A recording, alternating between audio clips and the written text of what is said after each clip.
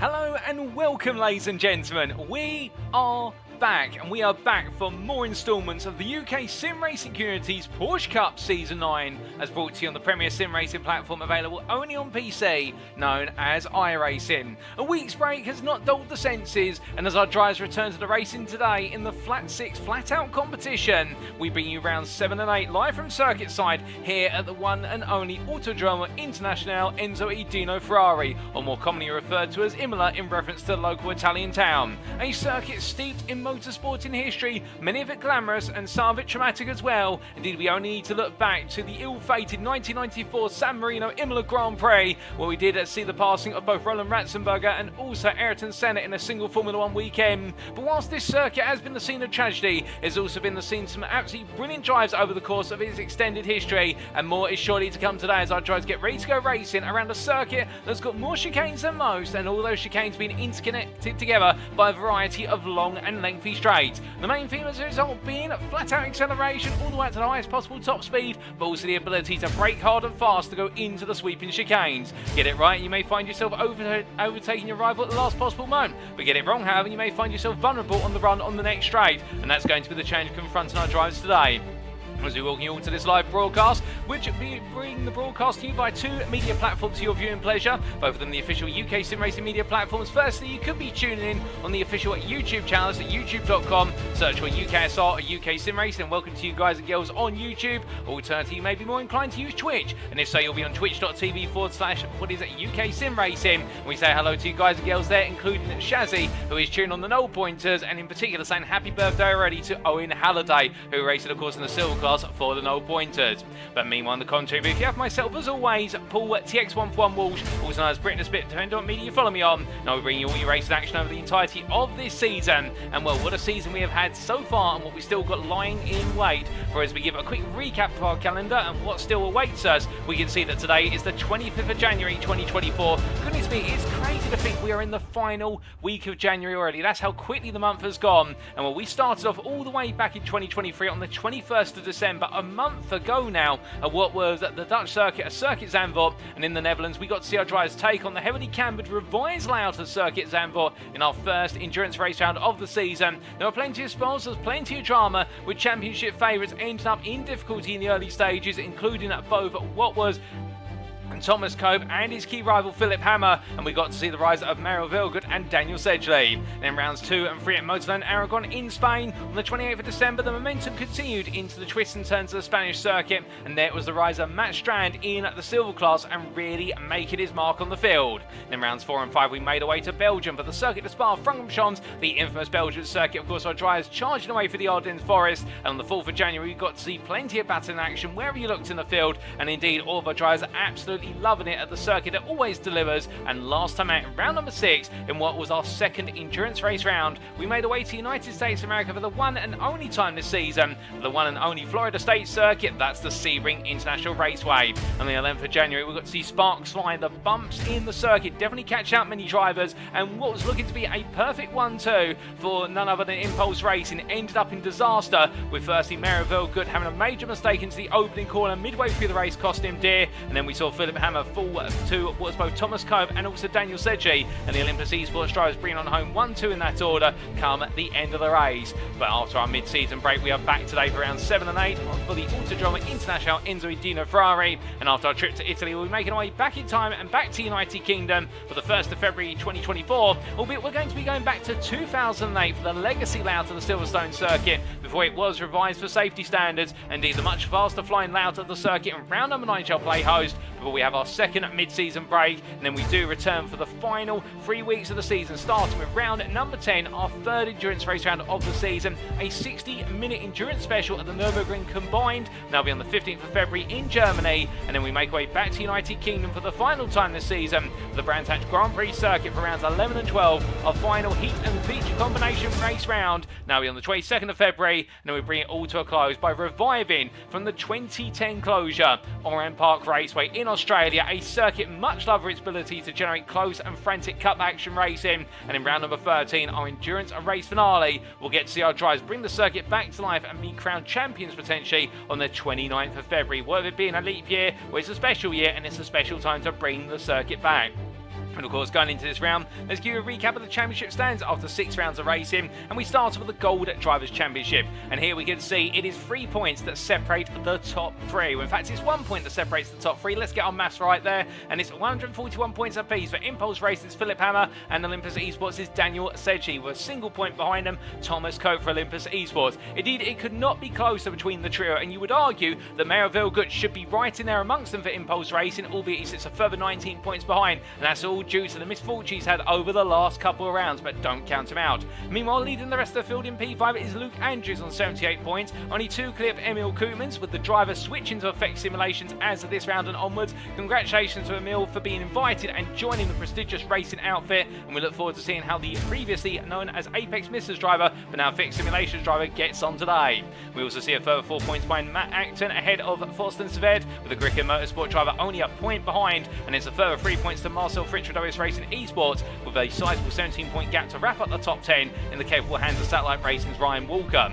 James Parker only a further point behind there, Bester SP11. He'll be looking to try and sneak into the top 10 today, but keep your eyes out for Lee Holmes, Corey Lazarus and Fabian Sitter as well, all eager to make their mark and having difficulties in the first half of this season. We then come on to the silver class, and here we can see Matt Strand leads the way by 23 points from RaceLab Esports over the null pointers Paul Halliday. However, the momentum sits with the second place driver, with Halliday putting on an absolutely emphatic display at Sebring last time out, and nobody was able to match his pace nor his consistency over the entirety of the race. And could this be the beginning of something special? Well, Strand will hope that the week's break will dull the sense of the Halliday, but I can assure you that both drivers will be absolutely going all in today. Meanwhile, Steve Hobbs for Fusion Racing sits a further 15 points behind, head of teammate Wayne Basson there by 11. Next, Joel Duton, who sits 1 point behind in P5 of the wrong stuff, completing a top 5. Indeed, any of our top 5 drivers right now could be on course for the championship. We've got a long way to go. The same can be said for Craig Shield for ATEC Races Sign, who sits in P6 on 93 points, 3 clear of the wrong stuff Sky Kylie Al. Then we have Sean Dobie now partnering up with ATEC Racing, the Clicks Racing and ATEC Racing coming together for the remainder of this season, and that's his team change name there, as we can see it. Clicks with ATEC Racing will be his team for the remainder. Congratulations to Sean Dobie for being invited to join ATEC Racing, and we look forward to seeing how he gets on over the remainder of the season. And he's 5 points clear of Alistair Hatcher, essentially now a sister team driver, ATEC Racing Cyan, and it's a sizable 33 points to Glenn Humberstone, who wraps up your top 10. Meanwhile, a further 2 points behind is Danny Weston for Project 88, ahead of Owen Halliday for null pointers, and then Jason Mumford, Matty Wild and Cameron Smith complete your standings. But then lastly, but by no means least, coming on to the Teams Championship standings, and here we can see Olympus Esports have taken the lead back, and they hold an advantage of 26 points over Impulse Racing, but it's an absolute tug-of-war between the two teams, and from week to week it swings back and forth. Meanwhile, a sizable pointage behind, we see in P3 is Cube Control's Rapato Course, who lead the rest of the field, 1 point clear of Greco Motorsport, with Effect Simulations complete in the top 5.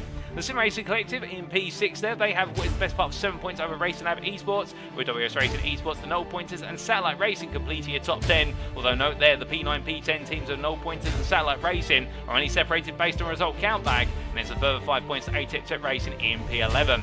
Blackout OPR ahead of ATEC Racing Sign, that's P12, P13, with Fusion Racing a further 2 points behind, and then Frida Sport completing your top 15, then Project 88, the wrong stuff, and Clicks for ATEC Racing completing your team's championship standings of 18 teams.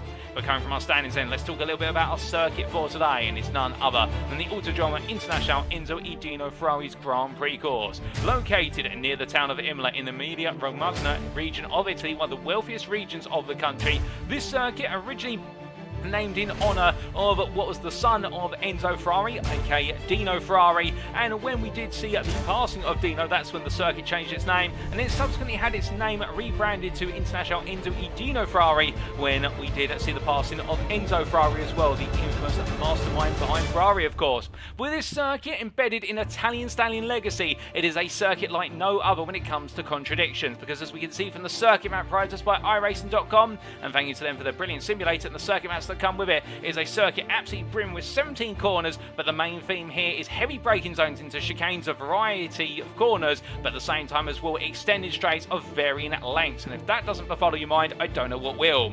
As our drivers charge their way down the start-finish straight, they'll make their way through the kink of 1 and into the Tamburello chicane at turns 2, 3 and 4. It'll be left, right, left as they make the way on through previously what was a flat-out left-hander, but turned into a chicane for safety reasons as a result of the 1994 Grand Prix, and as the drivers make the way through the chicane, they'll then spit themselves out on to the next straight. It's a short run up towards Villeneuve, the left into right there, where it's all about bringing the car over nicely to the left-hand side of the road for turn number 6 to open up the corner, but expect many a driver to get it wrong there, even in the best of the drivers here, and you'll see them out onto the gravel at turn number 6. But get it right, they'll make the way slightly uphill into Tosa, the hairpin at turn 7, heavily cammed on the outside, and our drivers are encouraged to try and push around the outside as much on the inside. That's where we could see some great battling, while they make the way uphill towards the highest point of the circuit at Viratello at turn number 8, where it's the off-camera left-hander that if you attack on the outside, you're going to find yourself going very, very wide indeed. But if our drivers manage to keep it on the track, they'll make their way down to Acqua Minerale, the double right-hander at turns 9 and 10. As they sweep their way uphill, expect plenty of oversteer on the exit at 10. They'll head up the rise and in towards Variante Alta, the final chicane of the day. As they hit the brakes hard, going into the short but sweet, very low-speed chicane, they'll bounce the way over the curves before making the way charging downhill through the King of 13 and into the Ravaxa complex of turns 14 and 15. Through the double left they go, and as they do, they'll look to get back on the throttle as soon as possible to make the way on down through turns 16 and 17 to complete lap and do it all over again.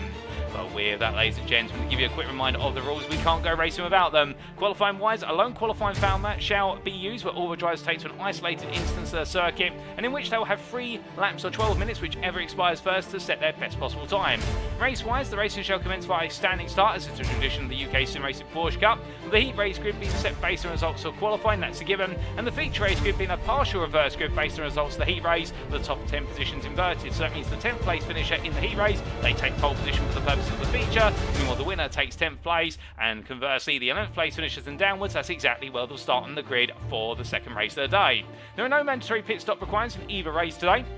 And if we do see drivers into the pits, it could be for repair work, of which they've got 1 fast repair available. Alternatively, it could be for a drive-through penalty, and that's if they pick up 15 or more instant points. But without further ado, let's head circuit side once again and take you for our schedule for tonight. Times in Greenwich Mean Time, that's GMT, or Universal Coordinate Time, UTC. And as we can see, in just under 2 minutes' time, we'll be getting ready to go into that qualifying session. 12 minutes in duration. All the drivers absolutely looking to deliver, and qualifying is going to be important here, because whilst overtaking is highly possible, overtaking attempts cost you a huge amount of time, and battling could be the difference between you staying with the lead pack or alternatively dropping a long way down the field. But straight after qualifying, we'll go to the grid for the round 7 heat race, 12 minutes in duration, after which we'll take a brief breather before returning at just before what will be 8:30. I do believe we've got the scheduled time there for 8:25 for what will be the feature race, 30 minutes in duration, 2.5 times the length of the heat race, and our drivers will all be looking to conserve the tyres just as much as manage their stamina in what is going to be a relatively cool Imola circuit today. 23 degrees centigrade ambient temperature, track temperature currently at 25 degrees centigrade.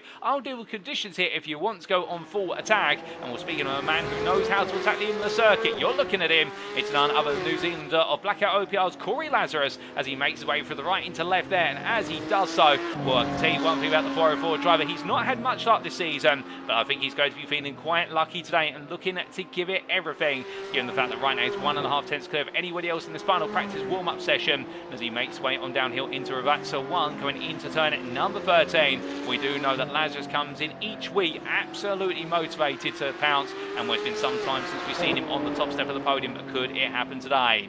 Well, meanwhile, speaking of driver, will be trying to target the top step of the podium. Daniel Sedgeley for Olympus Esports, that's going to be on his mind, particularly given the fact he's flying the flag for the team solo today, with teammate Thomas Cup unfortunately not feeling too well. And Thomas, if you are tuning in right now, we wish you all the best, and we want to see you out on circuit as soon as possible, of course, but your health comes first, and I hope you're starting to feel a little bit better if you're tuning in this evening, and we're hopefully turning that frown upside down into a smile. But Sedgeley will know that he's got everything to do, but then again, Daniel Sedgeley has proven he has the ability to take it to the very best in the field, and indeed he can be just as much number 1 driver as his teammate, and they had a brilliant scrap at Sebring last time out, of course, which saw Cope take the win in the end, albeit not without the term exchanging paint and exchanging many a move. But as he makes his way onto the start finish straight here, we'll talk about 2 gold drivers, but let's talk about the birthday man. Here is Owen Halliday with the 0 pointers, running in the UKSimRacing UK livery from the UK versus Norway event. And well, happy birthday to the number 21 driver, and we look forward to seeing whether it can be a special day today, albeit he drifts his way into Acqua Minerale. He won't be going to do that in qualifying, but I thought he was going to turn it into a quick donut there for the spectators. Not to be, but meanwhile the checker flag comes out in this final practice warm-up session, ladies and gentlemen. You know what time it is? It's time for qualifying. Let's see who's going to be on pole. So as our drivers get ready to make the way out of the pit lane, 12 minutes is ticking away already, and I can tell you with that, as a result, our drivers will be very eager to get out there. Well, Lee Holmes being one of the very first to make their way out in, of course, this lone qualifying session. We do say hello to a couple more of you, including in the Twitch chat Medmo, who says the off-tracks at Imola are absolutely brutal. Indeed, this is one of those circuits where you do not want to have a habit of running wide at all. Even dipping one tyre wide at certain parts of the circuit can lead to an off-track in an instant point as a result, if not an automated slowdown, which will be just as punishing.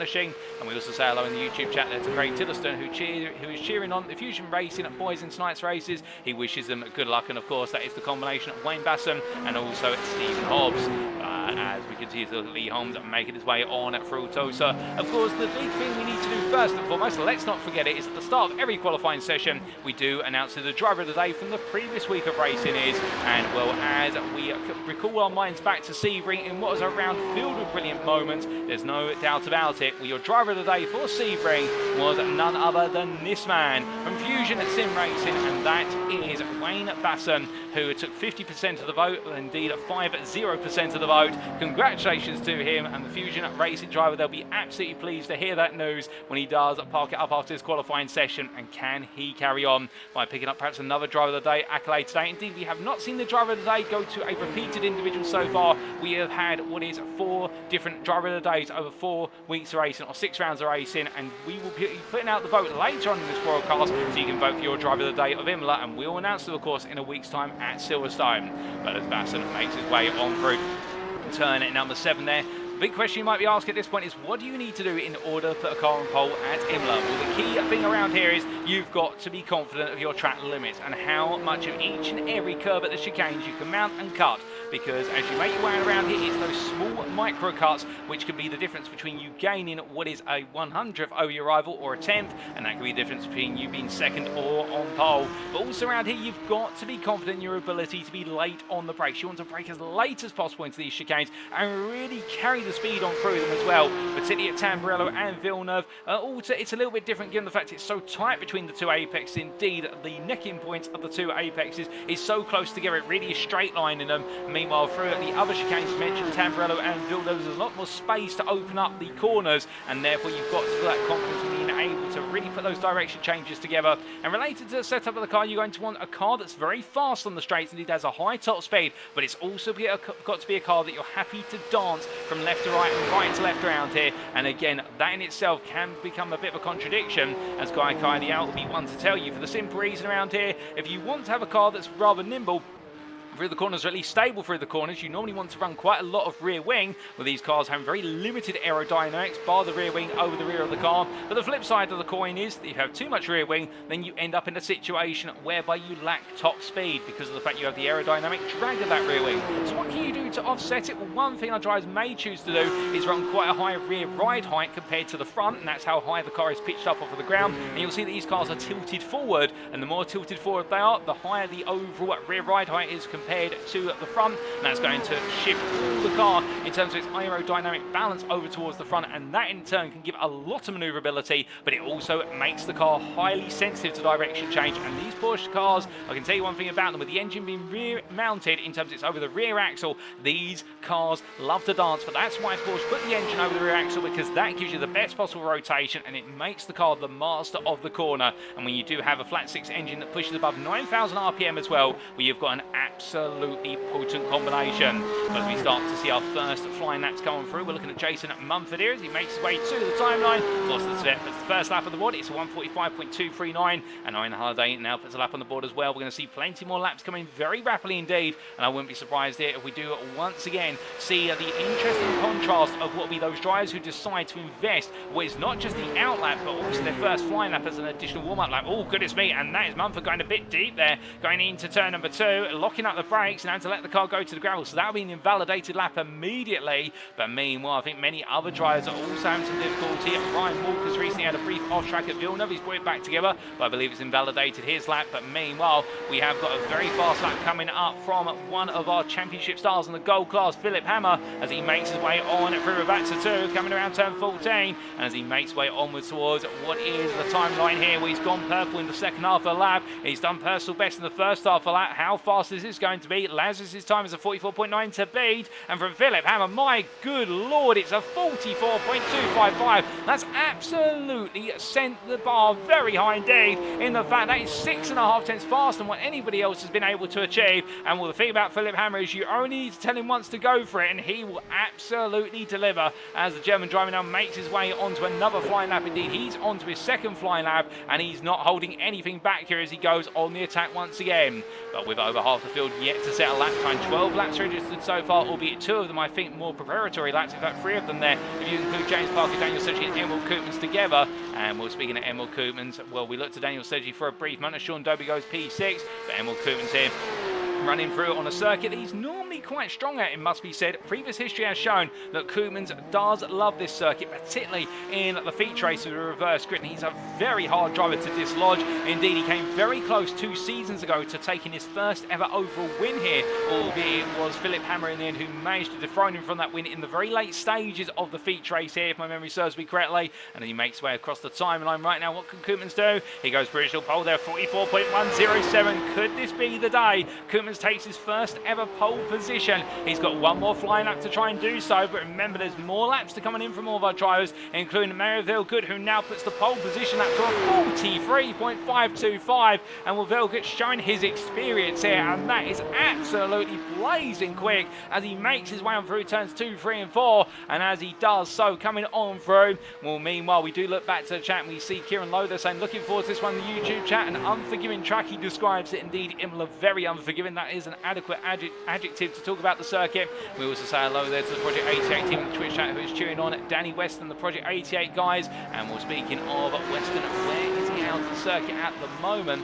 Wires do deceive me, or if they don't, I can't quite see Weston on the time tap at the moment. And as we do see Vehlgut making his way onto the rise here in towards Piratella, we also see Adam54G there. I do believe in the YouTube chat, that's Adam Greenson, saying good luck to the Fusion boys and Lukey boy, Luke Andrews, that being of course for Q Controls Reparto course. And I do believe we might be seeing Adam Greenson rejoin the series as of next week. Unfortunately, in a bit of a sad bit of news here, ladies and gentlemen, you're seeing him out on circuit right now on your pictures. Wayne Basson, our driver of the day from Sebring, may not be on the grid as of next week onwards for the remainder of the season due to a change in personal circumstance. Indeed, he's loved being on the grid, but unfortunately life has thrown a spanner in his way, and therefore it may be the case that he has to end his career on the grid for this season prematurely. And if so, Adam Grieveson will, I do believe, be planning to take his seat, and we'll miss seeing Wayne, there's no doubt about it, but Adam will be a force to be reckoned with on the grid, given the fact he is a silver champion back from what was season 6, if I do remember correctly, and therefore he'll be looking to mix it up with the very best.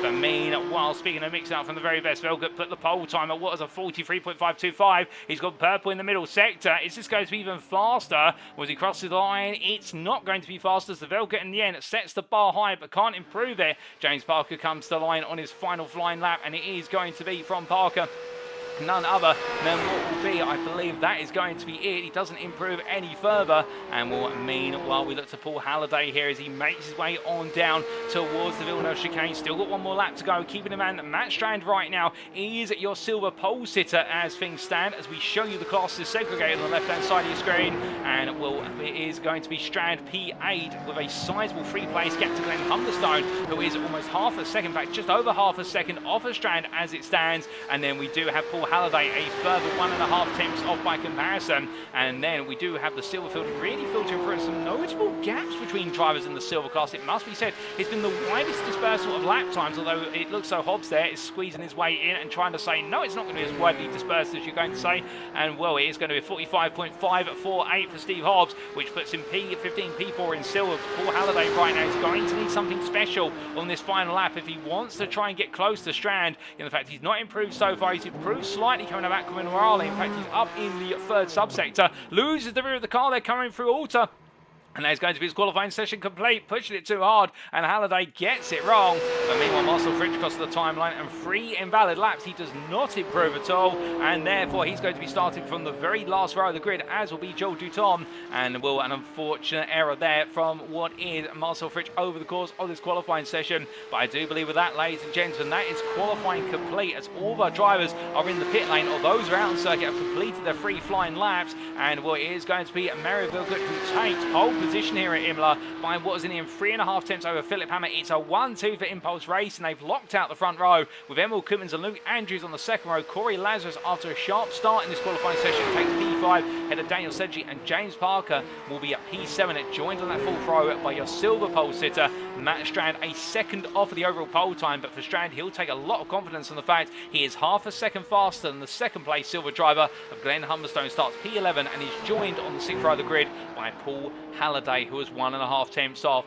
In terms of other surprises in this qualifying session, Matt Acton and Lee Holmes down on the 7th row of the grid. That is not a welcome surprise for the two gold drivers, but we can expect plenty of fighting between them. And also a bit further on down, we do see in the end Jason Mumford having one of his strongest qualifying sessions of the season, taking what is the end P7 in the silver class, P18, and not too far for Alistair Hatcher. And therefore it does look as though this circuit really catching out quite a few drivers, and it does seem to be a little bit of a Marmite circuit in terms of the fact some love it, some absolutely loathe it. And I can tell you one thing, albeit he's not on the grid today, and perhaps it's worked out the fact he's not feeling 100%, albeit nobody's wishing him unwell here, in the fact that he's missing perhaps one circuit on this calendar he's not been looking forward to, Imola. Indeed, it's always been a bit of a dicey circuit for Thomas Cope, but looking at James Parker as he continues to make his way on around, I think just getting the laps in with the time remaining, because I think we are time locked to the 12 minutes with Joel Douton yet to set a lap, and therefore whilst he's down in the pit lane, there might be the opportunity for him to make his way out.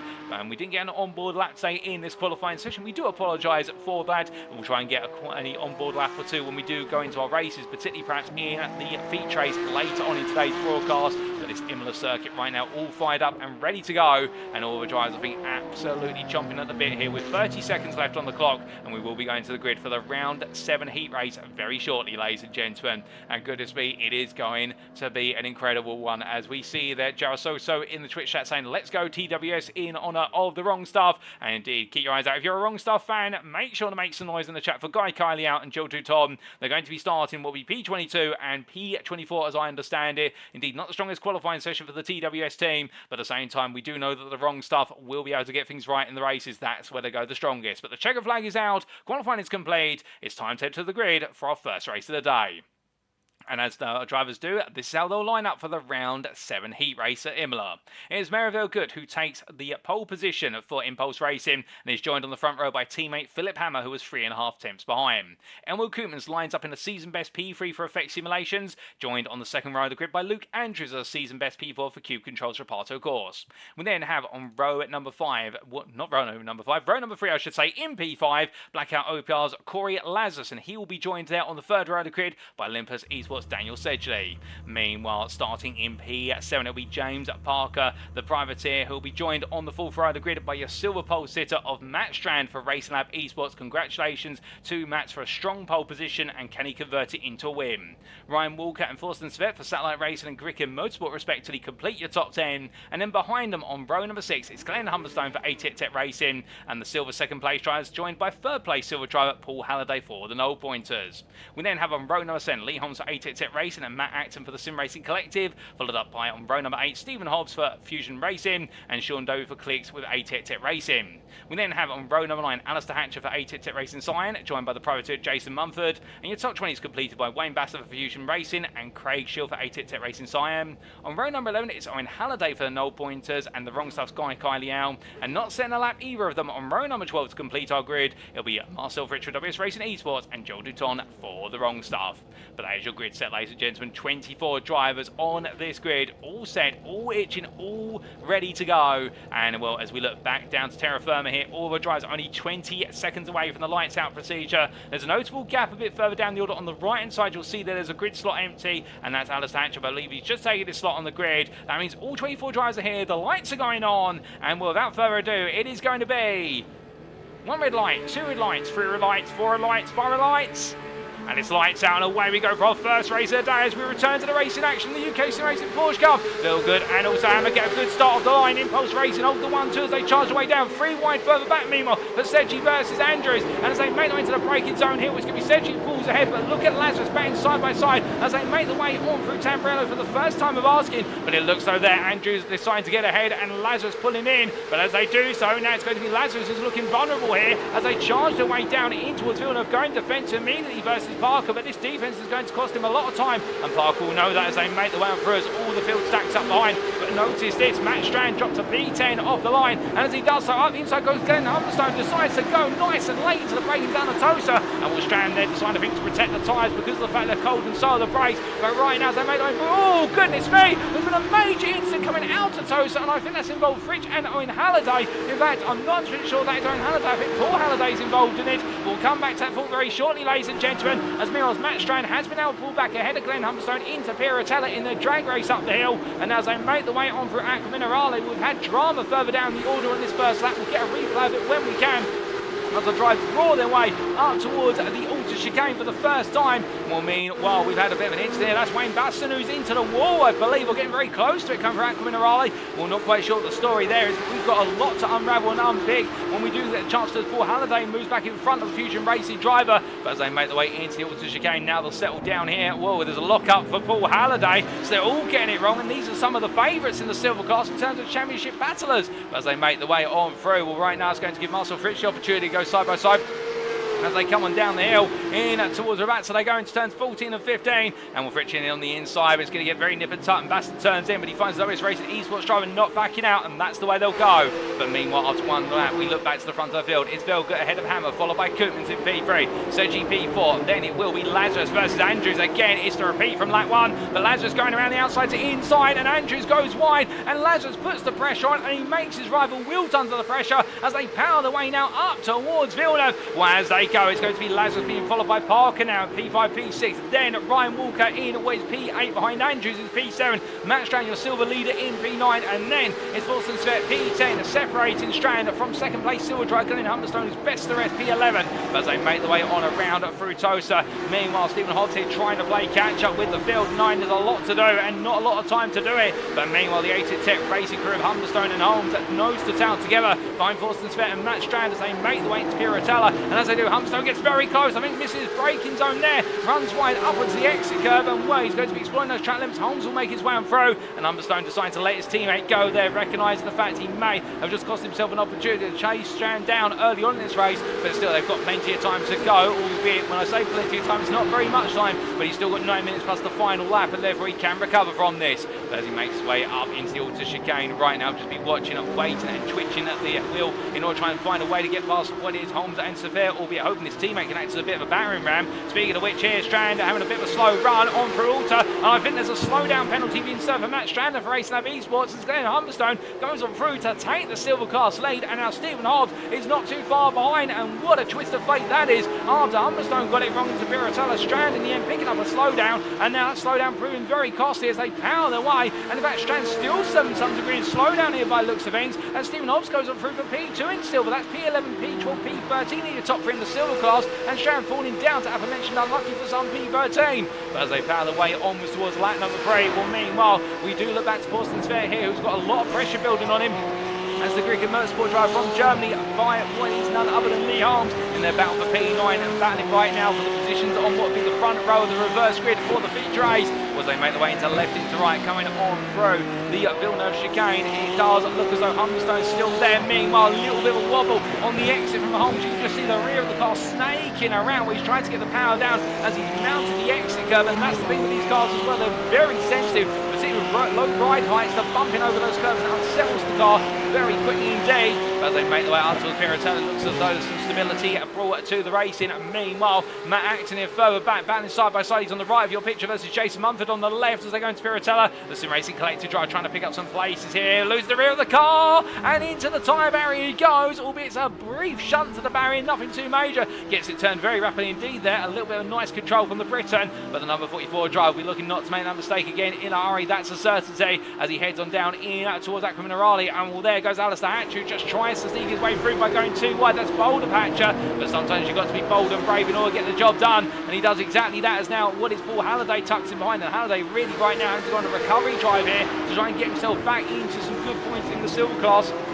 The momentum needs to be on his side if he wants to close down that lead that Matt Strand has in the championship. as they head on down towards Ravazza. Meanwhile, we take a look to your race leader here as he makes his way onto lap number 4, and this is Mario Vehlgut, 6.5 tenths clear of teammate Philipp Hammer, and then behind Emil Cummins and Daniel Sedgeley separated by half a second, but they're 1.2 of the leaders as they make their way on through. Meanwhile, further back, Lee Holmes, he's looking for the move here versus Forsten Svet, looking up the inside into Tamburello, takes a sneak peek, but Svet not too perturbed by that and just carries his speed on through, goes a little bit deep through the opening part of Tamburello. You'll notice there the fact he had to close his line off quite early going into the second part of turn number 3, and that's meant that Holmes has been able to stay close, but that goes to show you as well that Forsten's not too afraid to really give it everything he can in order to be able to hold on to his position right now. I think he already might be wondering more and more whether it's more about the fight for P9 and the fight that he'll be starting P2 on the front row of the grid for the purposes of the feature race rather than chasing Ryan Walker down, albeit he'd love to pick up some more points, but I think he might be right now just trying to position himself for what will be the second race of the day. But meanwhile, speaking of positioning ourselves well, we're in a fine position to take a look back at the race start, and without further ado, ladies and gentlemen, we take a look via a replay.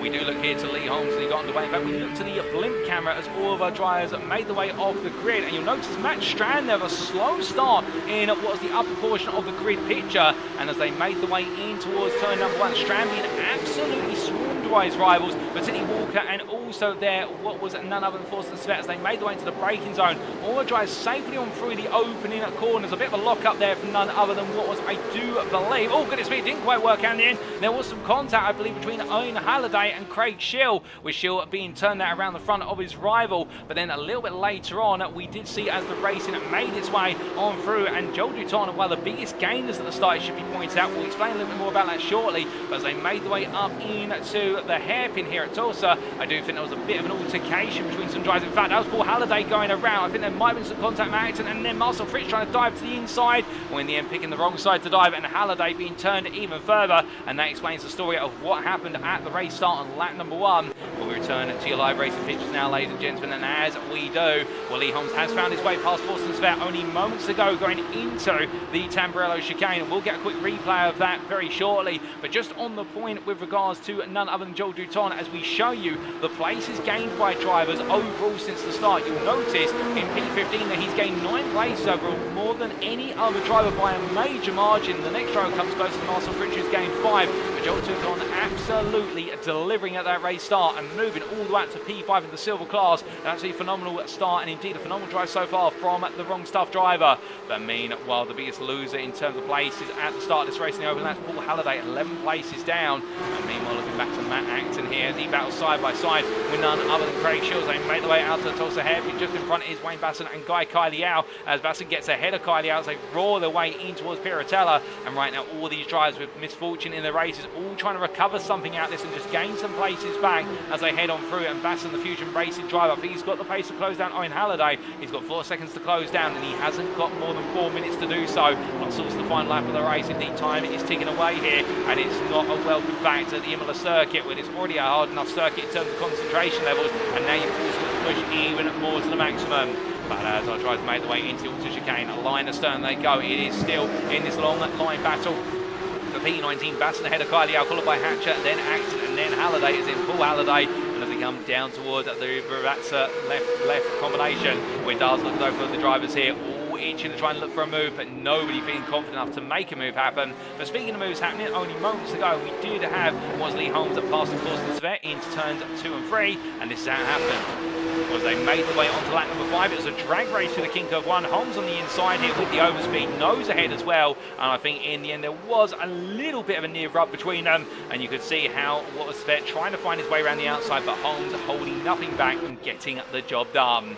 But meanwhile, return to your live pictures just in time here as Alistair Hatcher pulls in on the inside of Kyliau. But meanwhile, it's the back off there as they make their way through. Kyliau on the inside in return through 3. Now round 4 he goes. Hatcher out of speed and out of steam here as all the drivers trying to go round the outside of him, all following the antics of Kyliau as they make their way in towards Villeneuve. But as they do, it's still too wide. But Kyliau's going to go deep, and through the middle, through the Moses manoeuvre goes none other than Matt Acton, the SimRacing Collective driver there, absolutely going brazen and guns blazing all the way through. Alice Hatcher looks around the outside of SimRacing Collective driver, can't find a way back. Meanwhile, it's going to be Kyliau and Schill for the last spots of this order right now. All 24 drivers still racing as they make their way up the hill, and they're fighting for what is effectively P11 in the silver class as they head over the rise and into the braking braking zone, and in the end, Kyle's going to have to back out here. Lost a lot of momentum with that error, it would seem, into Villeneuve chicane, and it's costing the best part of 5 places as a result. But meanwhile, hold the fort as we look here to Stephen Hobbs versus Matt Strand. Hobbs being side by side with his rival. This is a P2 in the silver class, and Strand pulls ahead, and I wonder if Hobbs had a little bit of an error, but he's going to go all the way in, and Hobbs misses braking point, and with that Strand as well has to lock up on the front brake, and with the Racing Lab esports driver there having a near miss, but he'll be very pleased that he's recovered the P2 in the silver class, but I think he won't be pleased with how that played out. But still, all said and done, the Norwegian driver right now will know that it could have been far, far worse, and as he makes his way onto lap number 7, will mean, well, we have had a change for P4 in the silver class, and that's Joel Duton has moved ahead of Jason Mumford, and, well, we speak of that movement, but what about this replay that will show it? Well, he made his way down to the braking zone here. I think Duton may see Mumford go a little bit deep. In fact, a lock-up for Jason Mumford sends him very wide. And, well, the snake there biting for the driver on those front brakes. And the privateer not having a happy moment at Ravazza, but gets it back together quite nicely. And as we return to the live racing pictures onto what we believe is going to be the final lap here, albeit will they sneak in an 8th lap? It's going to be very close with only 40 seconds left on the clock, and this is Vehlgut ahead of Hammer. 1-2 right now for Impulse Racing. They've been in this position a number of times this season, but they've never been able to pull it off. But today it could be the day where they do pull it off for the first race of the day, and will they be able to put it off for the second race of the day as well? As they make their way in towards Alder here, I wonder whether they'll have orders to just simply stay in formation, or whether we might see Hammer go for a move right towards the end. Vehlgut needs the points, keep in mind, given the fact he's lost more points than anybody else in that top 4 championship fight in the gold class, given things have not gone his way, such as at Sebring last time out when he lost the lead going into turn 1. But as they make the way on down here into the final braking zone, I think it is going to go only the way of Vehlgut for as he comes out of turn at number 15 here, roaring on through that checker flag beckons, and it will be the final lap. The time is at 12 minutes, and as the checker flag waves, it's a 1-2 for Impulse Racing, and Mario Vehlgut takes the win ahead of Philipp Hammer, and then a further 4 seconds behind, it'll be none other than Emil Koopmans who takes the final spot of the overall gold podium for Effect Simulations ahead of Daniel Sedgeley. Corey Lazarus P5 across the line ahead of James Parker, and then it will be Luke Andrews who finishes P7 in the end ahead of Ryan Walker. Lee Holmes P9 ahead of Forsten Svet, who will complete your top 10, and then Glenn Humberstone comes on through to take his first silver class win of the season for ATEC Racing, P11 overall, and he will be ahead of Matt Strand and Stephen Hobbs who complete your silver podium. Brilliant drive there from Joel Duton for the wrong stuff to go from the back of the grid all the way up to P14 and P4 in the silver class, ahead of Jason Mumford who rounds off the silver top 5 in P15, and then Marcel Fritsch P16 ahead of Sean Dobie, and was Owen Hyundai, Matt Acton, Alistair Hatcher, Craig Shield, Guy Kyleal, and last but not least, Wayne Basson as he crossed the line there, P24. Well, goodness me, ladies and gentlemen, what a first race of the day, and in 2 minutes time we've got the grid for the next one coming up, so let's give you a quick recap of those results subject to any stewards' inquiries, and here they are.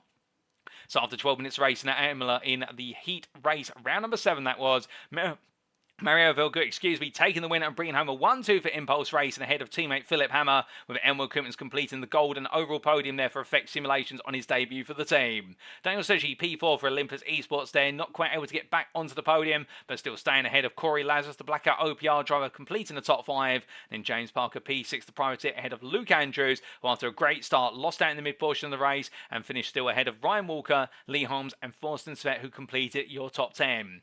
P11 there for Glenn Humberstone for ATEC Racing, his first silver class win of the season, and a brilliant drive there, consistent drive, and proving that sometimes those track limits are all you need to worry about, with Matt Strand after that early slowdown being costed dear, but taking second place in the silver class and still some great points for the Racing Lab esports driver. Stephen Hobbs fighting hard for a third place finish on the silver podium for Fusion Racing P13, ahead of Joel Duton with the biggest gains made in the race, getting 10 places to finish P14. For the wrong stuff, that's a P4 in silver, his best result of the season. Jason Mumford also a season best P5 in silver, P15 overall for the privateer, ahead of Marcel Fritsch for WS Racing Esports, and then to complete your top 20 it was Sean Dobie, the Clicks with ATEC Racing driver on his debut for the team, taking a P6 in class, he'll be pleased with that, as will Owen Halliday for the null pointers, taking P7 in silver class, and Matt Acton and Alistair Hatcher completing your top 20. Paul Halliday was P21 in a misfortunate race, and indeed the null pointers driver hoping for plenty more in race number 2, with Craig Shield, Guy Kyleal, and Wayne Basson. Out of all your 24 starters, all 24 of them finishing, and Basson being the final one there in P24 for Fusion Racing. And well, that's race number 1 complete, ladies and gentlemen. But we do have none other than race 2 coming up very shortly indeed. And as Matt Strand makes his way on around We need all of our drivers here, only seconds away from going to the grid again. We can see Sanderson in the Twitch chat saying this is awesome, and you betcha Sanderson. And the great thing is we've got one more race coming up. This time it's going to be 30 minutes of racing action, and without further ado, it is time for us to head to the grid for round number 8 here at Imola.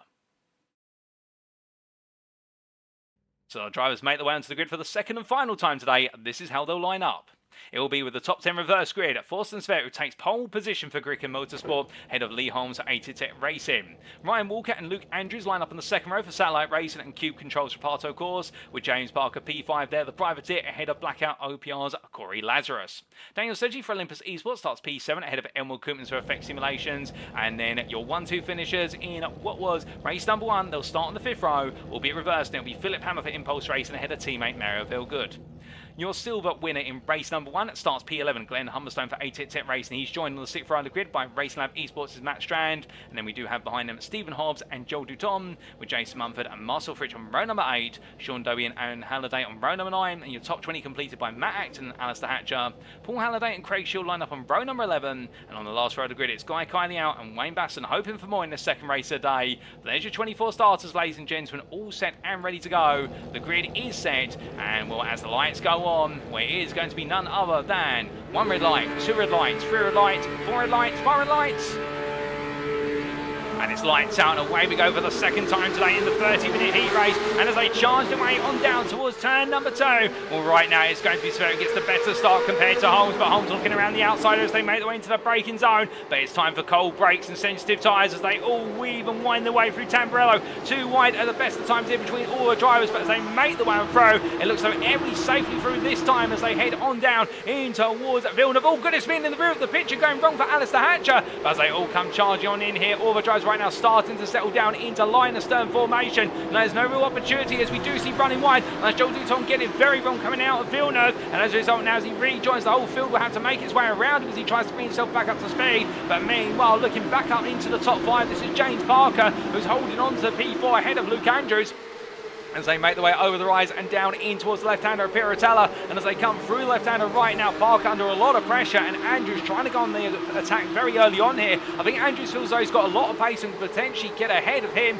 but that's also what is Walker, Holmes and Svet to try and take the lead of this race and run away with it. But that's the thing with these reverse grid races as well. When you know you're the faster driver, you've got to try and cut your way through as quickly as possible before the leading drivers really make their way through from the back of that top 10. And Impulse Racing, Vehlgut and Hamill, they're P8, P9 right now. We're getting the Humberstone P10, and we did have an off-track one of our drivers who dropped a long way back. That was Emil Koopmans, in fact. We didn't quite catch what happened to Koopmans. We can tell you he's down in P12, and we're going to try and get you an update on that when we can. But the drivers make their way on down and through in towards the Ratzer. Well, meanwhile, Sean Doby here, he's battling side by side with none other than Steve Hobbs. And well, as they come down to the braking zone, the Scotsman here is going to be outbroken by his rival. Albeit there's going to be a bit of an instant there. And I think Hobbs may have been a bit of a tap and a bit of contact with Marcel Fritsch. Now, was that triggered by the contact between them, or did Fritsch get it wrong initially? And Hobbs in the end just came to the scene of the instant. Well, that's the question as well that our stewards will take a look at, and we'll be able to take a look back on a replay hopefully in the near future. But right now, let's stay with the drag race here as they power the way into lap number 2, and Doby's still trying to get his way back ahead of Hobbs. They make the way, but meanwhile it's 3 wide now as here comes Matt Acton looking to the grass, but in the end backs out 9. The 3 does not go into 1 at the best of times, and as they come through, well, both Doby and Hobbs go very deep, but Sean Doby gets the move done. But now this is where they're all out of sequence as Hobbs,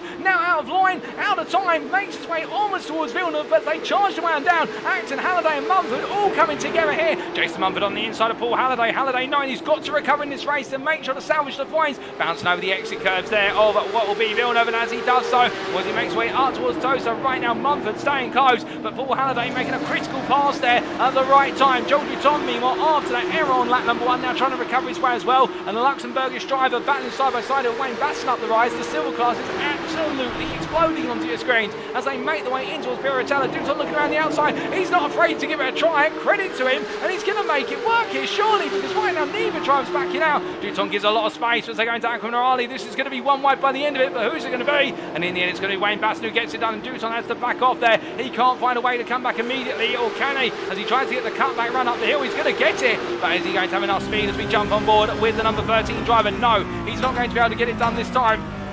as he makes way for the auto chicane. We stay on board for the time being as he rolls off the apex and down towards Ratzer he goes, but absolutely going all in here as they power the way on through. Meanwhile, there's been drama up towards the front of the field. From what I'm hearing, there's been a change of leaders. In fact, we may have to jump up to action. Indeed, we are going to immediately here, as here are your leaders, and Daniel Sedgeley has taken the lead of this race ahead of James Parker and Corey Lazarus. Lee Holmes and Luke Andrews are back to P4, P5. Now, how Sedgeley has got through, we do not know, but we can tell you one thing we do know is that nobody's going to give Sedgeley any peace right now, as here comes Parker looking around the outside into Tamburello. He's going to try and get the inside of turn number 3, but Lazarus says, don't mind if I do, and looks to go on the fight with Parker, but the problem is now is the fact that Parker's lost a lot of pace. Lazarus trimmed the pace of the race as well, and Sedgeley's going to be given a 1 second gap to play with as they make the way into Villeneuve for what is the third time of asking. But as they all come on through, we jump on board and look back from the rear at the 120 car, as meanwhile Luke Andrews, you can see in the rear of the picture, battling side by side to fend off Lee Holmes. Holmes looking around the outside of Torres ahead, but Parker right now fighting with power oversteer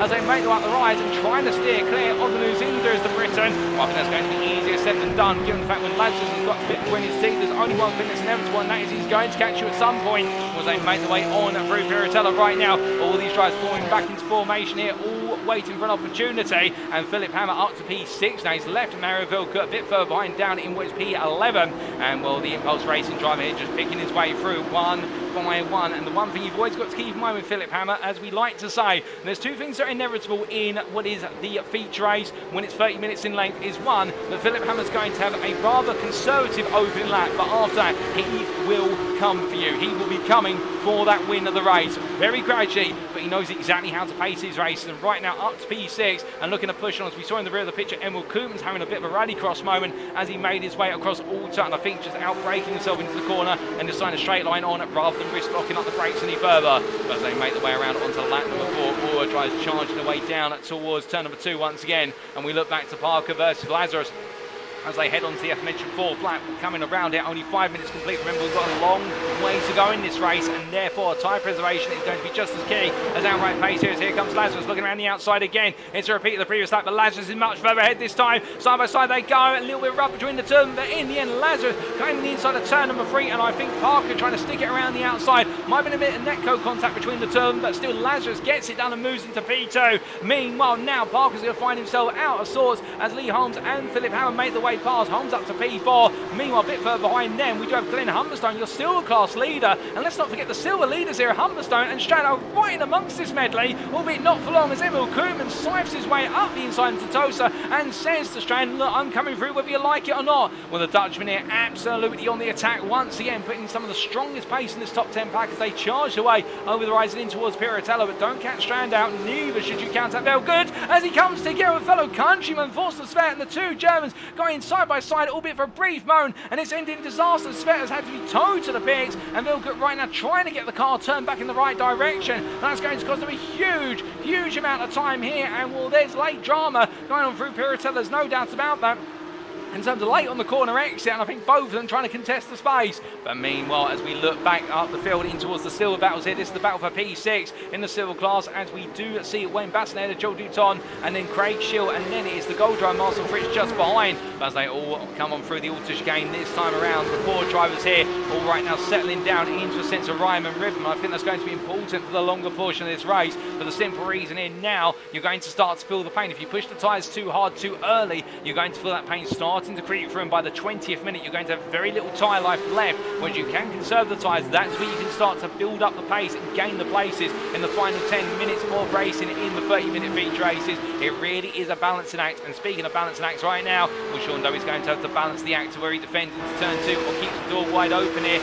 as they make the way on down into the braking zone, and well, it is going to be on his inside Hobbs, and I think Hobbs is going to go in, and Sean Doe decides to let it go here, and I think playing the wise move, which is just wait for the race to come back to him as they fight over P4 in the silver class as they roll the way on through, and we show you the class stands on the left hand side of your screen. Now we can confirm, unfortunately, ladies and gentlemen, we have had a retirement for both Mario Vehlgut and also Forsten Sved. Indeed, that instant between the two of them has seen both cars need to be towed to the pits, and in your race, one winner Vehlgut out of the race, and Forsten Sved have had a lot of pace early on the stage of this race, and also in what was the heat race only earlier moments ago. When the end for both drives, it's not worked out here today. But meanwhile, as our Silver Stars continue to charge on, we look a little bit further back to Marcel Fritcher getting stuck in versus of his Silver Rivals and trying to pick his way past Craig Shields. He looks up the inside, but in the end, can he get it done? He will go for it, and Shield leaves the door open. And I think Shield there trying to cut back, and then Fritsch extending the corner out nicely and saying, no, you don't, and takes the place comfortably off of his rival. But now moving up to P17, his next time will be Joel Duton. He's got 5 more places to go before he'll end up battling with another gold driver. But speaking of battling,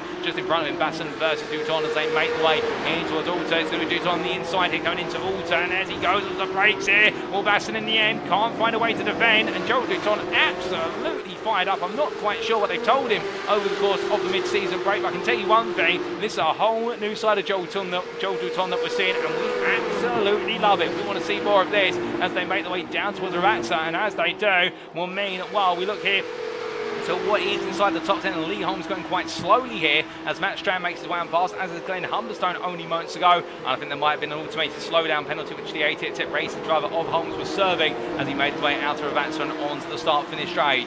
As they come on through, well, there's a prime opportunity now for us to get some replays of what happened in the early stages of the racing. And indeed, we need to get a replay of what happened firstly to Alistair Hatcher coming out of Tamburello. And here we go, ladies and gentlemen. A little bit, I believe, a contact there between himself and Matt Acton, which saw Hatcher pointed in the wrong direction. And then into the braking zone they went here for what was none other than the Villeneuve chicane. And at a distance, Emil Koopmans absolutely saving through there, but Joel Duton going wide. I think we're going to need to take another look back at what exactly happened from a closer camera. And as we do, well, here we go. And from Joel Duton, a lock up there as he had to snake the car to avoid it colliding with the rear of Matt Strand's car. So quick reflexes there from Joel Duton in order to avoid causing a collision. But then we did have what was a bit of an error, or an incident for Emil Koopmans a little bit shortly after that. And well, in terms of what happened to Emil Koopmans, we are going to find out. And this was on lap number 3, in fact, that we had this incident for Emil Koopmans. The Effect Simulations driver under braking here into the auto chicane, comes in way too late on the brakes and goes straight on. But he'd lost a number of places as well before that as well. We're not quite sure what triggered his downfall through the field. But I can tell you one thing, that would have also contributed to it. And well, those are 3 major incidents. And we do take a look back at what happened to Forsten Sver and his rival of none other than Mario Vehlgut when the two of them came to blows through turn number 8. And here we go on the replay, ladies and gentlemen. And as they made their way through the corner, Forsten already losing the rear end of the car, in fact, there, as we look back. And in the end, Vehlgut trying to look up the inside, and as Sver tried to gain control of the car, the two of them made contact. Well, as we return to your live racing pictures, a number of our incidents there and moments from our opening 4 laps of racing. But of course, we don't want to miss all of the live racing action either. It's a fine act here in terms of replay versus the action as they make the way on around here. And at any moment more could come, there's no doubt about it. And speaking of that, Lee Holmes right now still keeping it. Ryan Walker and Emil Koopmans behind him after losing 2 places to Humberstone and Strand due to that slowdown penalty on the start finish straight 2 laps ago.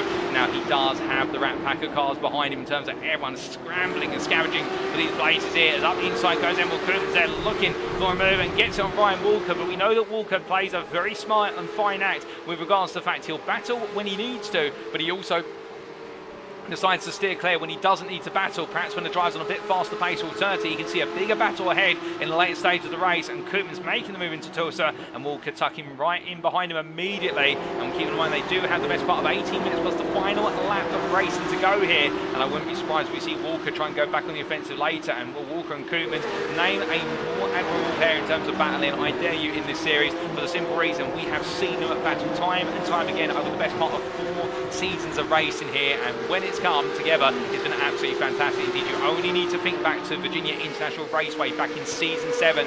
These two absolutely went tooth and nail through the winding S's there where you don't go too wide. But meanwhile, as our drivers make the way on down and through, we look back to your race leader, Daniel Sedgeley. He's got Corey Lazarus for company as they make the way on to lap number 8. And as they do, powering the way on through, well, right now, these two starting to open up a bit of a gap to the rest of the field. Oh, it's 2 seconds to Louis Andrews, that you see in the far off picture there. And he's got the pressure for Philipp Hammer. Speaking of Hammer, Hammer looking to come on through here, going onto the brakes. Andrew sees him coming, defends the inside of turn, I'm afraid. It's going to be side by side coming out to Tamburello, but I think the damage is done, and that is that Hammer's going to get ahead here as he gets the power down nice and succinctly, going in towards Villeneuve chicane, and in the end, Hammer claiming another spot as he now moves up to P3. He's still got just over half the race to go, and could this be Philipp Hammer's race to win? Indeed, to make it 2 wins out of 2 for Impulse Racing, albeit unfortunately it won't be a 1-2 twice in a row, given the fact that Vehlgut has retired from this race. But as they make the one through, I'm hearing in my ear there's been a major incident for Wayne Basson that's seen him have to be pulled into the pit lane.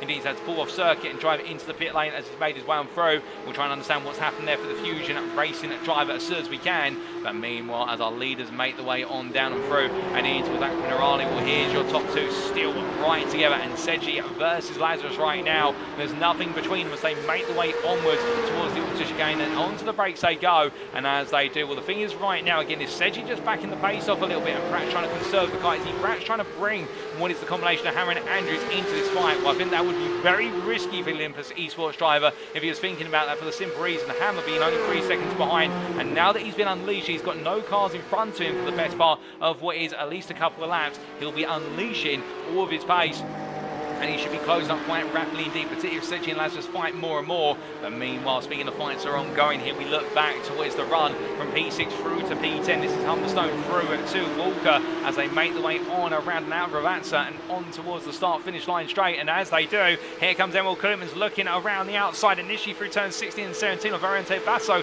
as the Kinka 16 would be known in reference to the MotoGP chicane. But as they make the way down here now onto the inside of the Kinka 1, it's going to be the inside of also the start of Tamburello. But can Koopmans get fully alongside? It goes all in on the brakes, but Mia Holmes matches him under braking as the two make the way through the right-hander turn, I'm afraid. Well, there you can see a little bit of rub between the two drivers, but they give each other plenty of space. The maximum possible allow. Koopmans there, making sure to give Holmes the ability to rejoin as Holmes runs himself as wide as he can and under braking in towards Villeneuve, where in the end it's going to be Holmes who holds on just for now, but Walker stays right behind as we ride on board here at the Satellite Racing Drive, right on the nose, and as they make the way through the Tosa hairpin, Walker right now I think will be sensing there's an opportunity to gain 2 places, the price of 1 if these two both push each other to the absolute limit. But the Scotsman's just got to wait for his opportunities. He makes his way over the rise and in towards Piratella, and as he does so here, going into the left-hander, goes a little bit wider. The dirty head just catching the front end of the car, and I think he'll be annoyed at himself for that one. The fact he won't be as close as he would like to be coming to Aqua Minerale, but as they make the way through, of course, it could be a blessing in disguise, and given the fact he won't have to contend with much dirty air, but saying that, locks up slightly there and goes straight on, and will the understeer creeping in, and again I think that might be a combination, not just a lock up, but also the dirty air just upsetting the front end of the car, and right now having to just simply pull back and wait to go on the offensive once again as he makes his way through Alton, but running so close together here, it's incredibly hard even when you're at the top end of the field, for the simple reason that dirty air completely takes the aero balance of the car in a different direction. And meanwhile, speaking of racing in a different direction, we've got the two ATX Racing Sign teammates of Crayshaw and Alistair Hatch and nose to tail in their fight for P7 in the silver class, P17 out on circuit, and I think right now they'll be eagerly trying to catch up to Joel Couton, who is only 1.5 seconds up the road from them, and they both have an opportunity to try and take P6 off him and then go hunting after the top 5, with Sean Dobie being the first driver in amongst that mix as they head on down towards Ravazza corner. Meanwhile, we did talk about earlier an incident for Wayne Basson that has led to him coming to a retirement now. He was in the pits with the car being inspected by his pit crew, but they've decided to retire the car. What exactly happened? Well, here is the replay from lap number 7. So making his way on down into Ravazza, coming into the double left sequence, onto the brakes he went, and as he did so, rear of the car letting go there, it would seem a bit unsettled and pointing sideways. Oh, a bit of a clip in there from what was the car, I do believe, of Alistair Hatcher, and that's led the front suspension being bent at a wrong angle. You can see the front bumper and then a further spin. I think Basson's race therefore being led only one way, and that was being led into the pits. But meanwhile, as we come back to your live racing pictures, ladies and gentlemen, we do still have the best part of what is 13 minutes of racing left here at Imola, and it's a prime time as well to say to you that if you are thinking about your driver of the day at this point, well, driver of the day votes are about to open, and in fact those votes will be open now, and there should be a link to a Google form available in your chat, whether you're on YouTube or Twitch, it doesn't matter, it is the same form available to you there. And do remember, you can vote for your driver of the day, and the driver of the day votes stay open until this coming Sunday, midnight this Sunday, on what will be the 28th of January. And well, you're very welcome to cast your vote there. It's only 3 clicks, and we will be announcing your driver of the day from Imola next week on the broadcast at qualifying at the Silverstone circuit. But as the racing carries on here and our drivers all continue to push each other to the absolute limit, well, we still do have some mileage to go. And indeed, right now it's getting closer and closer between the top 2 here, Sedgeley versus Lazarus. This has been building up little by little, and I wouldn't be surprised if both drivers right now are both thinking, do we start this fight or do we wait a bit longer, given the fact they do have Hammer only with 2.5 seconds behind. But here is Lazarus getting very close, coming in to Villeneuve, and I think right now the Blackout OPR driver, if he's going to go for this, he needs to do it sooner rather than later.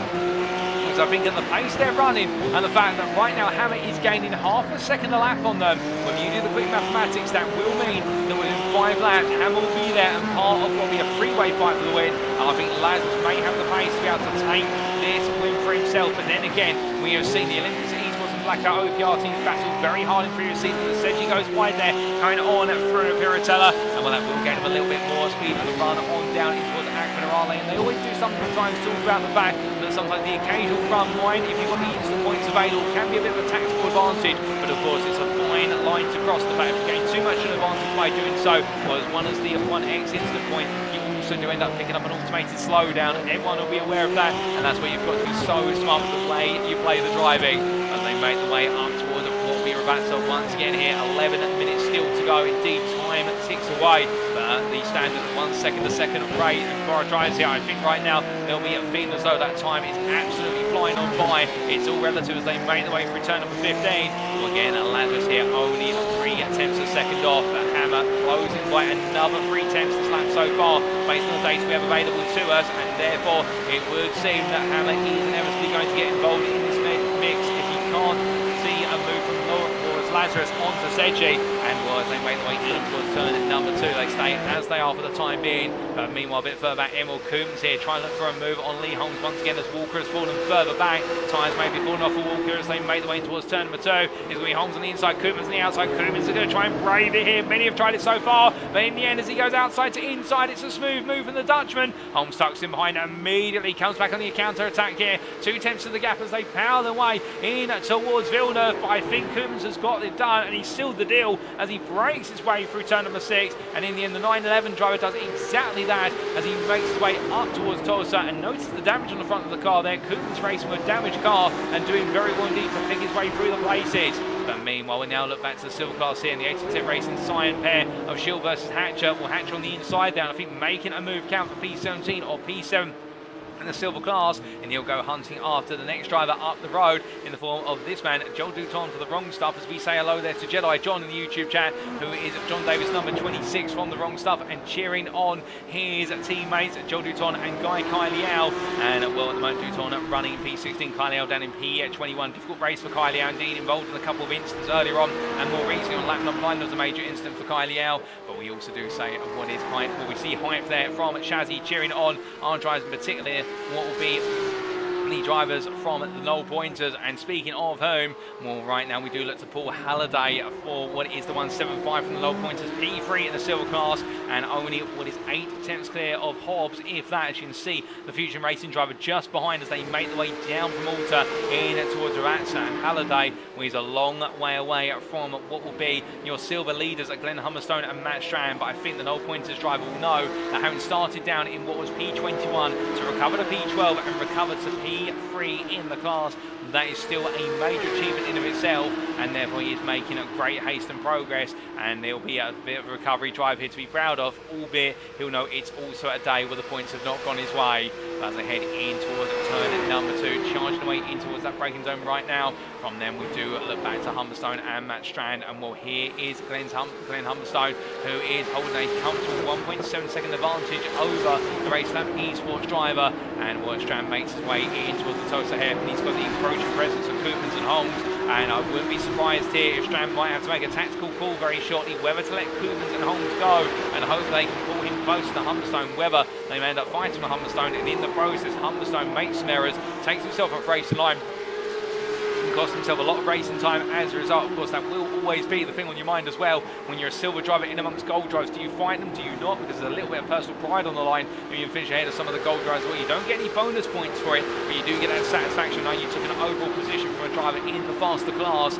They head in towards the auto chicane. That's down to our individual drivers here. They're the ones who will make that decision as they roll on through, and as they do, well, I can tell you right now, some of the battles are starting to calm down to a degree. In fact, it is the calm before the proverbial storm, and I think wherever you look right now, we are expecting some great battles towards the end of this race, whether it be the Koopmans, Holmes and Walker battle, which makes its way down here for what is P6 in the gold class or P8 overall. Alternatively, what will be the battle for the overall and gold class win between Daniel Sedgeley and Corey Lazarus.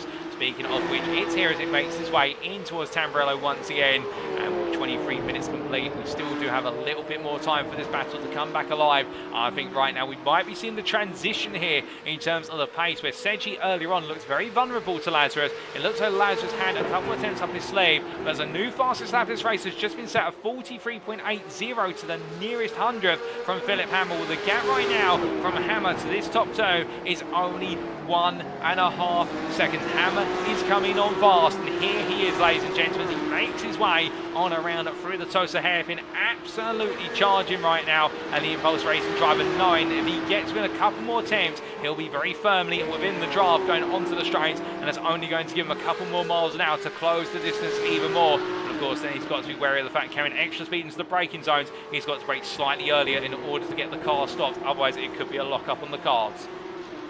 As he makes his way on out back Minerale. Meanwhile, we have had an incident for Lee Holmes. In fact, as Ryan Walker makes one through, and Holmes is around there at Piratella. Now, was that an error of his own doing, or was he aided of some description? When he brings the car back together, loses place to Walker, but nothing more is lost there in terms of overall position P10. And as he comes on for Minerale, we get a quick replay to explain what exactly happened.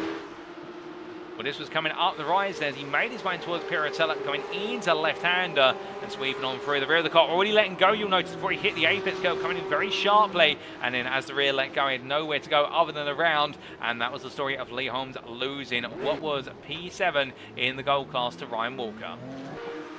As we now return to your live racing pictures, ladies and gents, we look back to your leaders here, and here they come onto lap number 15. Sedgeley versus Lazarus once again, and Lazarus even closer this time as they come on through. And I think right now it could be the big question of, will we see Lazarus go for the move here as they pound their way on through? Oh my good lord, as we ride on board there, and Lazarus absolutely vicious with the steering wheel, trying to get the car settled back down. But you can show how much it means to New Zealander in the fact that he's pushing so hard. I think he's given the car some breathing room, but now there's only 5 minutes left on the clock. He's decided, right, I've got to go all in for it, as we're in the Lee Holmes had to come into the pit lane. I wonder if that's potentially some repair work on the car after his spin, or whether that could be for a drive-through penalty if the off-track, the experience, put him over the 17 mark.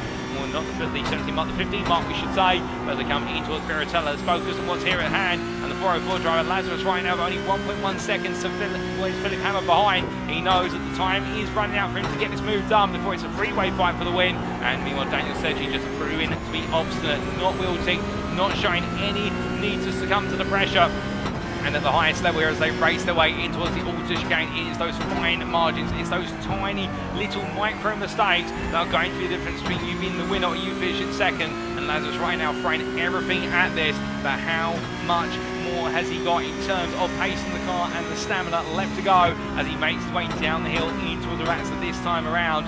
As we switch back to the overall standings on the left-hand side of the screen, and those will stay there now for the remainder of the race. You see the difference in lines as well. Lazarus much more aggressive on the entry into the final part of the race, so really mounting the curve, and I think trying to offset the dirty air of Sedgeley's car in front. Sedgeley, meanwhile, just able to take the car around the corner much more gently by comparison.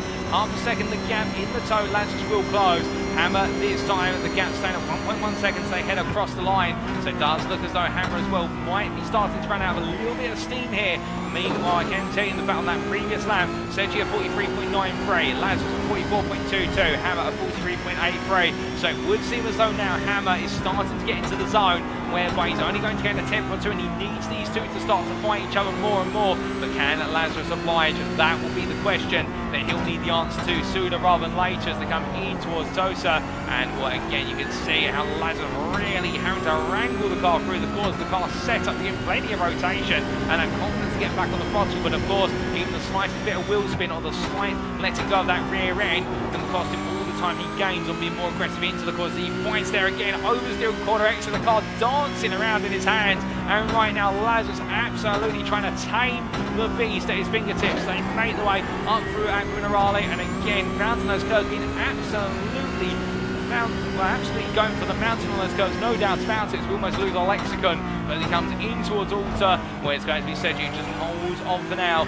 as they make the way on towards Ravazza once again. As they charge the man down, we look back to Stephen Hobbs here, who continues to try and find a way past Paul Halliday in the fight for P3 in the silver class, with Strand and Humberstone separated by what seems to be a growing margin of 3 seconds. In fact, there's been a change for what is the leader of the silver class. We've only just not spotted that, and what exactly happens to Glenn Humberstone to necessitate this, we take a look back and immediately find out. Well, the Autotech Racing driver getting it wrong, it would seem. Well, in fact, oh, goodness me, far worse than that contact between himself and Emil Koopmans. Koopmans misanticipating the approach speed of the two drivers, and Humberstone being turned to the barrier there, and Matt Strand taking the lead of the class back. But then, in very short notice, we've had a change of the lead once again here, and it's Matt Strand going slowly, coming out of what is the Auto Chicane. Another slowdown by the looks of things, and Glenn Humberstone's retaking the silver lead into P8. So with that, it's absolutely back and forth between the two of them as we return to your live pictures. And now we've only got 1.5 minutes to go, and here comes Stephen Hobbs on your live screen, looking for that P3 silver class, P10 overall versus Paul Halliday. Hobbs looking up the inside here, going all in for on the brakes. He's got a nose slightly alongside, but Halliday there will try and shut the door as they make the way on through. But in the end, Hobbs gets himself even closer as they come in towards the final part of Tamburello, but Halliday says no and carries on as they make the way down towards Villeneuve. But as they come into the second chicane here, will there be another opportunity for Hobbs? I don't think so. I think he's going to have to wait as they make the way up the rise in towards Tosa. We look back from the rear of Paul Halliday's car as they head in towards left hand. There'll be one more lap after this while race leaders heading on through to the Auto Chicane right now, and we'll come back to the race leaders shortly, ladies and gentlemen, because they're only separated by 6 tenths, the trio of Sedgeley, Lazarus and Hammer. But as Halliday makes about the hill in towards Piratelli, he's opened that gap back up versus Hobbs. We're better to run out of the Tosa hairpin, and immediately now we look back to your top three as they head on down in towards Ravazza with 30 seconds left on the clock. They will get one more lap of racing. There'll be 18 laps turn before that checker flag waves, and Sedgeley right now having to dig deep, having to really channel everything in order to hold on for the win as they make the way on through to the final lap. Here we go, ladies and gentlemen. Will it be Sedgeley, will it be Lazarus, or will it be Hammer? Place your bets now as they make the way on through the kink of one in towards Tamburello to go. Lazarus has been absolutely chomping at the bit every lap to try and get close, but Hammer is finally there. He's finally ready to attack, but can he find a way in as they make the way through Tamburello? Lazarus going up into two wheels there, absolutely attacking every curve as they come down towards Villeneuve, and all Sedgeley has got to do, he's just simply got to make the car nice and wide and just hang it in terms of the amount of throttle he applies on quarter exit and just try to slow the pace of the race down. But as they come into toast there, you can see Lazarus squirming from left into right, trying to sneak his way out the inside, not wanting to leave it to any chances, not wanting to expect a mistake from Sedgeley. Lazarus wants to get this done as they make the way up the rise, and as they do, we ride on board the nose here of the Impulse Racing car.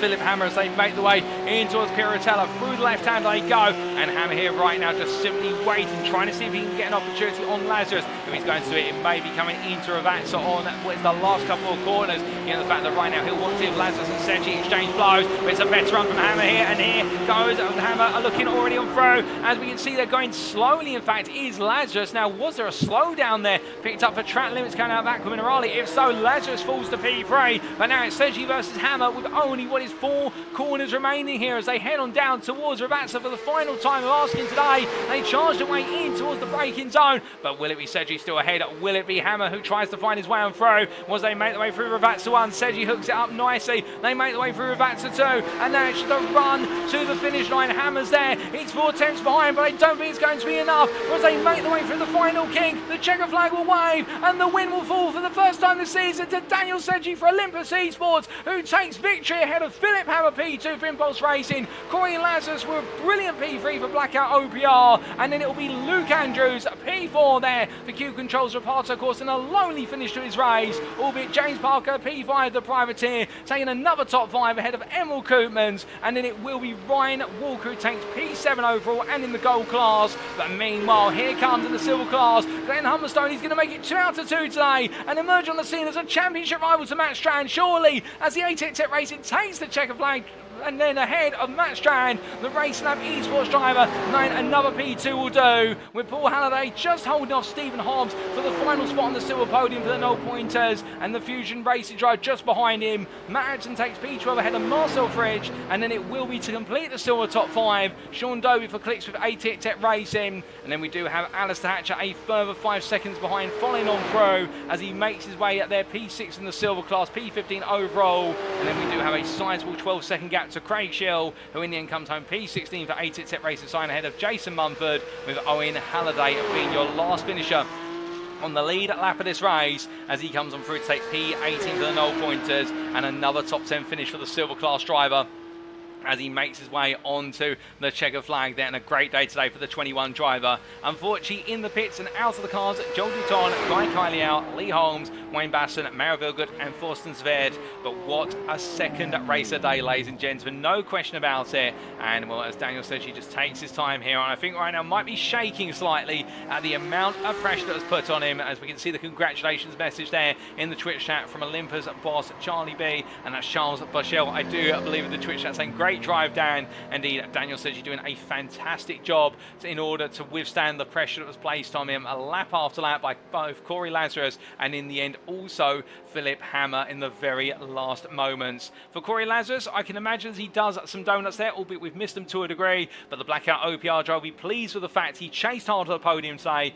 couldn't quite make it happen in terms of bringing on home the win, but definitely earning that P3 and the Blackout OPR driver back to his finest form, and that's what we love to see from the New Zealander.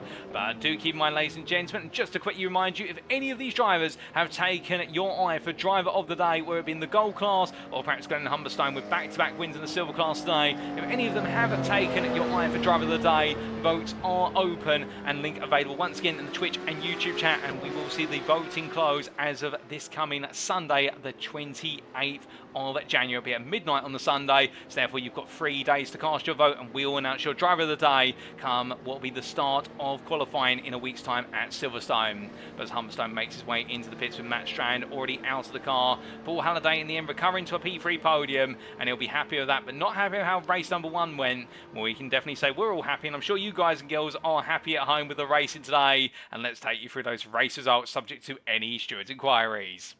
And as we can see, Daniel Sedgeley in the end bringing home the win in our feature race, our 30-minute feature, going down to the wire for round number 8 of the UKSimRacing Porsche Cup Season 9. But the Olympus Esports driver holding on for the overall gold win by 2.5 tenths over Impulse Racing's Philipp Hammer. Corey Lazarus wrapping up the podium there, P3 for Blackout OPR, with Luke Andrews a further 5.5 seconds behind for Cube Controls for Pato Course. And was a quiet drive today, but a solid performance on the 59 driver, and then the privateer of James Parker doing well to take the final spot of the top 5. Emil Koopman's P6 for Effect Simulations, and a brilliant back and forth battle between himself, Lee Holmes and Ryan Walker, getting the best of the pair of them in the end, finishing ahead of Ryan Walker, P7 for Satellite Racing. And then we had the trio of silver drives to wrap up your top 10, and with it the silver podium of Glenn Humberstone making it 2 wins out of 2 for 88 Tech Racing, ahead of Matt Strand from Race Lab Esports and Paul Halliday for the Null Pointers. Best for SP11, Stephen Hobbs there, missed out on the silver podium, but 4th place in class, and P11 will still go well for the Fusion Racing driver, with Matt Acton at P12 ahead of Marcel Fridge. We're not going well for the Sim Racing Collective or WS Racing Esports drivers at all in the second race of the day. And then Sean Dowie and Alistair Hatcher completing it, your top 15 overall, and in particular Sean Dowie there completing it, what is the top 5 of the silver class with that P5 finish for Clicks with 88 Racing. Behind him, the 2 88 Tech Racing sign drivers of Hatcher and also Craig Shield P16. And then Jason Mumford, the privateer P17, not quite able to replicate the top 5 finish in the silver class from race number 1, but still finishing ahead of Owen Halliday, who was your last lead lap finisher. And then behind the Null Pointers driver, finishing a lap down, Joel Duton for the wrong stuff. 2 laps down, his teammate Guy Kyliau P20. And then finishing 4 laps down, Lee Holmes there, that unfortunate retirement for 88 Tech Racing. And we will see non-finishes classified for Wayne Basson, Thorsten Sved and Mario Vehlgut P22 through to P24, as they did not complete over half the race distance. And of course the incident between Thorsten Sved and Mario Vehlgut causing at the end of their respective races.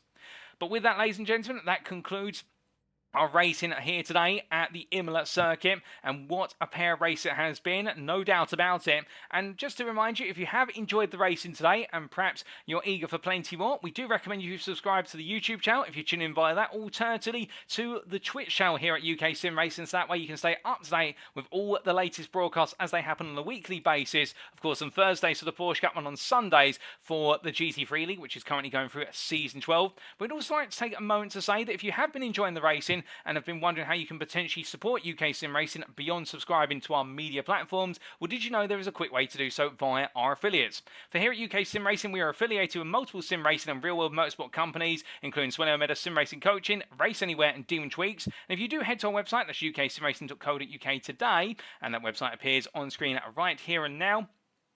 Well, if you look in the top right corner of the webpage, you'll notice there's a link to our Discord. And if you do click on that link, you'll be able to join the official UKSimRacing Discord, and that serves two purposes. Less relevant to today is the fact if you ever want to be on the grid for any of our series, including the Porsche Cup, you need to be a member of our Discord. It's a mandatory requirement, so that way you can attend all the pre-race driver briefings and also stay up to date with the latest series information. But perhaps more relevant to today is the fact that on our Discord are a number of discount codes from our affiliates which are only available on the official UKSimRacing Discord. And if you do make a purchase using one of those codes, well, it means it results in a discount for you, which puts you in pole position already because you've saved a little bit of money, but it also is a win for the wider UKSimRacing community because your discount purchase for our affiliate code will mean that we get a kickback at UKSimRacing, but as we're a non-profit organisation, all of our affiliate earnings shall be invested back into the community to fund future series, including future renditions of the Porsche Cup, the GT3 League, and plenty more we have planned for 2024. So do remember, a little purchase can go a long way in supporting UKSimRacing,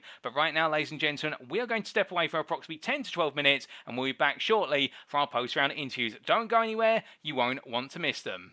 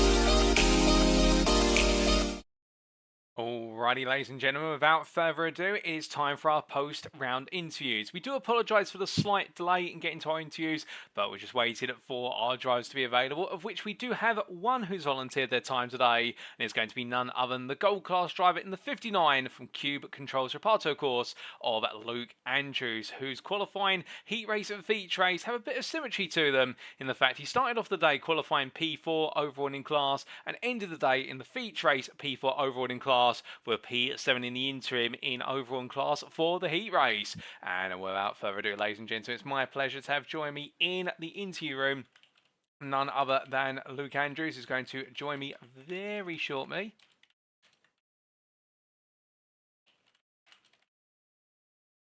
And in fact, he's going to join me any second now, as we do just wait for him to jump into a voice chat with us. And here he is.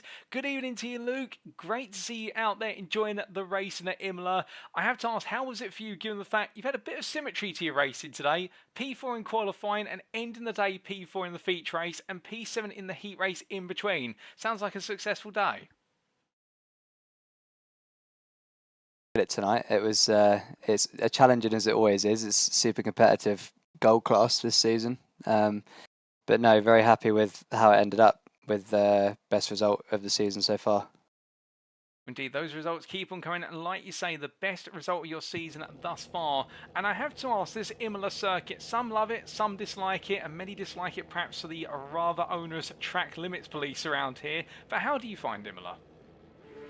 I love driving it, but it's it's definitely tough to get the time out of, and also to not make mistakes. The curbs seem to play quite a big factor in sort of your lap time, and obviously they're quite risky with some of them as to how much you want to risk taking. So it is it's quite a risk versus reward circuit, I think, this one.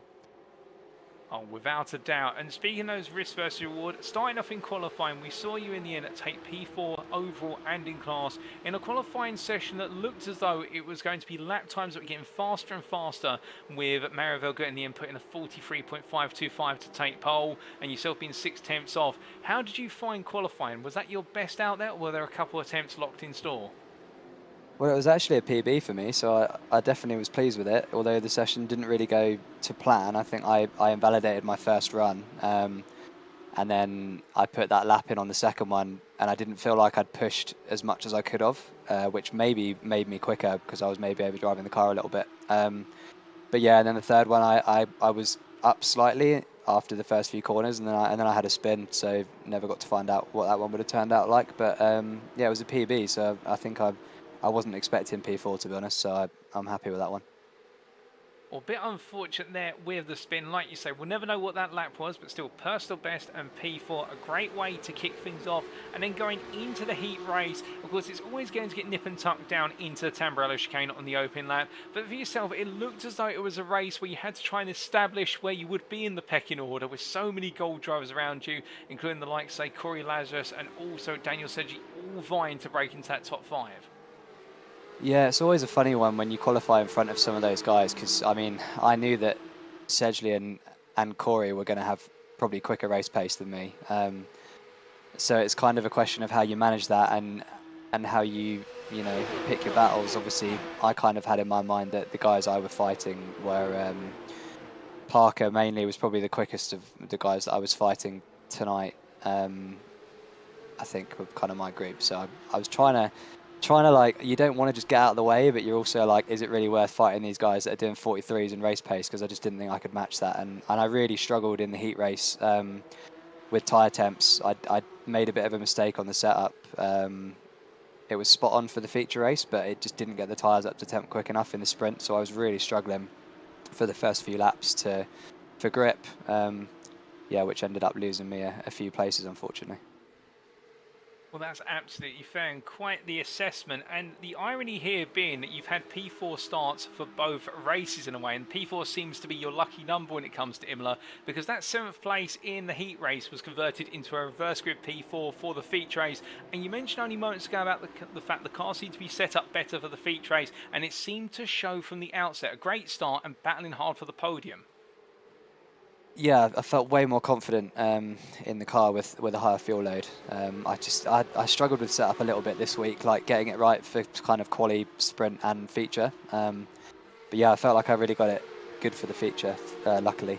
And yeah, just I managed to get away right off the start, but it wasn't uneventful for the first few laps, as I'm sure you guys saw. There was a lot going on, and I was lucky to not get collected in one of the incidents towards the end of lap 2, I think it was. So yeah, once it all kind of settled down a little bit and I found myself in P3, I was like, oh, okay, great, I can pull a bit of a gap to the guys that I'm fighting. And I saw Hammer coming, and he's one of those guys, that it's not, he was flying, so I was like, it's not really worth losing too much time to him. I'll just kind of let him go and try and tag on, and then he'd keep me away from Parker, hopefully. He was trying to chase me down, and that ended up working pretty well in the end. Oh, without a doubt, and as we've just seen in some of the replay footage, the altercation at Ravatsa, where yourself and Lee Holmes both went slightly wide, and it led to the absolutely thrilling 5-way fight down into Tamburello on the next lap. But just from that perspective of course, the faster drivers coming on through it and having to find that balancing act, if you will, of who to defend against versus who to let go. I mean, at some points there's got to be that temptation, particularly towards the end of the race, where you just dig in and say, whether there were the quick guys or not, I don't care anymore, they're not coming through. Yeah, I mean, there always is. Like, I always feel it almost a bit guilty, because obviously they're in the same class as me and we're fighting for position. So I don't really want to let them go, but at the same time, I just have to tell myself, like, the sensible thing to do is, I wasn't going to hold Hammer behind for like 15 minutes. So the sensible thing to do was let him go. And especially after, in the first race, I had contact with Corey into turn 2, and it was netcode. Maybe, partly to do with the fact that he's in New Zealand. but we weren't anywhere near each other, and it put me on the grass, and I ended up losing another position as a result. So I was kind of like, I didn't want to repeat that again, because I thought I had the pace to, you know, to stay behind Corey and not lose any more spots. So it was a bit annoying to have that happen in the sprint. So I didn't want it to happen again in the feature. Well, that's absolutely fair, and balancing the risk versus reward with the netcode, like you say. But still, as the race went on and we did see a few drivers start to fall out, and P4 seemed to be going more and more your way, I have to ask, being out there in the final 10 minutes in particular, it seemed to be a bit of a lonely race for yourself. Was it one of those races where you're just pushing more and more to try and see if you could set a new personal best?